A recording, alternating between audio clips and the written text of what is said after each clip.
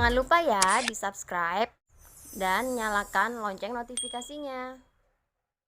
Ya, lagi viral rame nih, cara gampang dapat duit, Iya. buka peti, ngeliat sesuatu, duit keluar. Gimana Itu sih gini, karena yang dilihat sama Allah itu dalam agama Islam ketika orang mencari nafkah bukan seberapa banyak duitnya. Karena kalau yang dinilai sama Allah seberapa banyak duitnya, akhirnya orang yang contoh yang korupsi, ngambil hak orang lain, mencuri, ngegarong, itu kan hasil yang tidak halal. Melipat gandakan uang, atau yang kayak lagi viral ada jenglot di kotak terus keluar uang banyak gitu. Nah, yang dinilai sama Allah bukan banyaknya uang tapi usahanya. Usahanya ini halalan thayyibah, nggak cuma halal tapi baik. Banyak usaha yang halal, banyak usaha tuh halal, tapi tidak baik. Kenapa? Karena nyari duitnya dari yang halal tapi keluarinnya di uang yang haram, kan gitu. Nah, ini sama sebenarnya ketika kita terberdaya sama orang, sama seseorang, ayo naruh duit, nanti duitnya berlipat-lipat. Nah, itu ada sesuatu yang disebut oleh Allah Subhanahu wa taala itu dia bukan orang yang mukmin. Orang yang mukmin itu adalah orang yang mencari nafkah, bekerja lillahi ta'ala, dan jelas-jelas yang dia dapat halal. Kalau ini kan enggak ada kerja, dilipat gandakan. Kita juga nggak tahu itu settingan apa benar, kita nggak paham. Kalaupun settingan, ya berarti masuk kategori nipu banyak orang. Kalaupun benar, enak banget gitu kan. Ngapain orang kerja capek-capek, ngapain kita peras keringat banting tulang, mendingan dilipat gandakan, taruh uang di situ, enak. Tapi kan itu tidak mengajarkan kepada kita untuk mencari nafkah yang halal. Karena gini, ada sebuah kisah, Rasulullah itu sangat-sangat menghargai laki-laki yang mencari nafkah untuk keluarga, istri dan anak-anaknya. Selesai sholat isya berjamaah, ada salah seorang sahabat Rasul yang dilihat sama Rasul, tangan kanannya bagian atasnya warna hitam legam. Ketika ditanya, kenapa dengan tanganmu wahai sahabatku?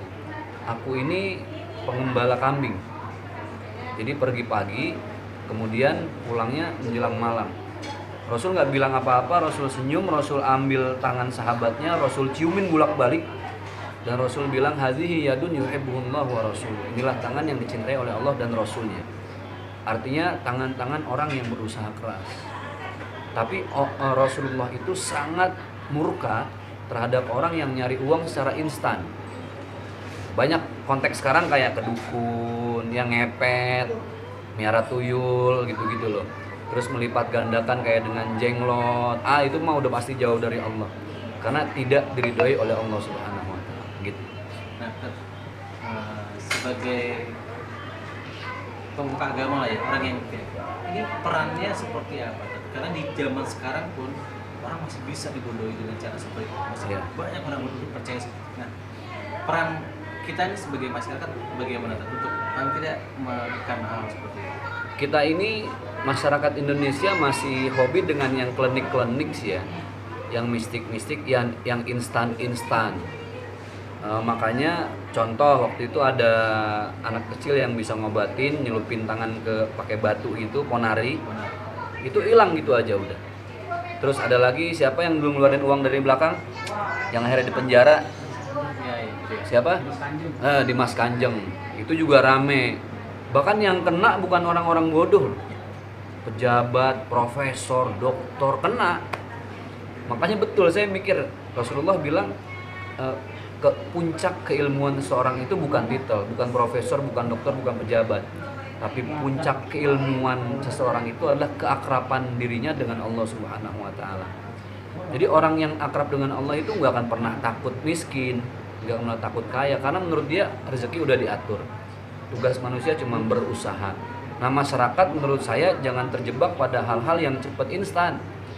Jangankan urusan yang kayak gitulah, urusan haji umroh aja ketika ada yang murah, bayar, ujung-ujungnya ketipu miliaran, ketipu bahkan ratusan M. Yang jelas-jelas, yang real, yang konkret, yang objektif. Islam itu simple sebenarnya.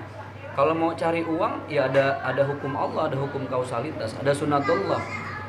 A'udzubillahi minasyaitonirrajim, wabtaghi fima ataqallahu ad-darul akhirah wa la tansa nasibaka minad dunya. Kita emang disuruh investasi akhirat sebanyak-banyaknya. Tapi kata Allah jangan lupa dunia harus dicari. Ingat, dicari. Dicari bukan untuk dimiliki. Dunia itu dicari untuk jadi jembatan kita buat menggapai akhirat yang lebih baik gitu. Jadi nggak usah lah ikut-ikutan gandain uang segala macam.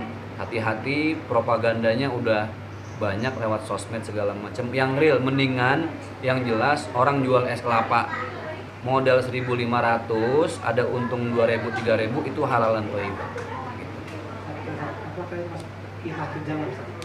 Oh iya.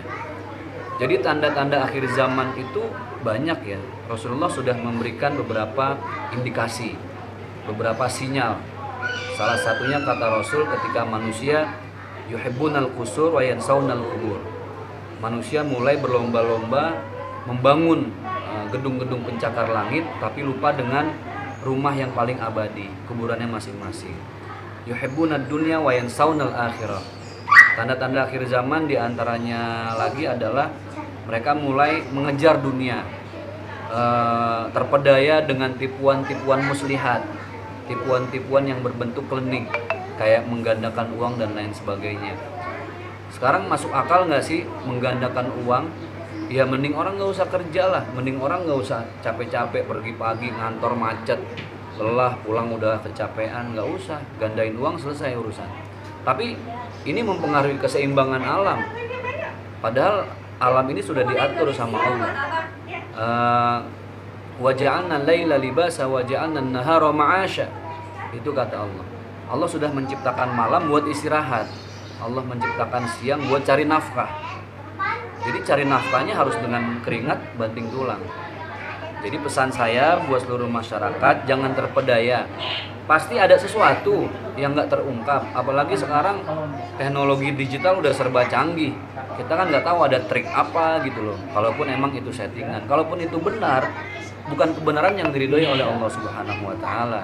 Kalau kebenaran tidak diridhoi, berarti itu jatuhnya dosa dan kezaliman.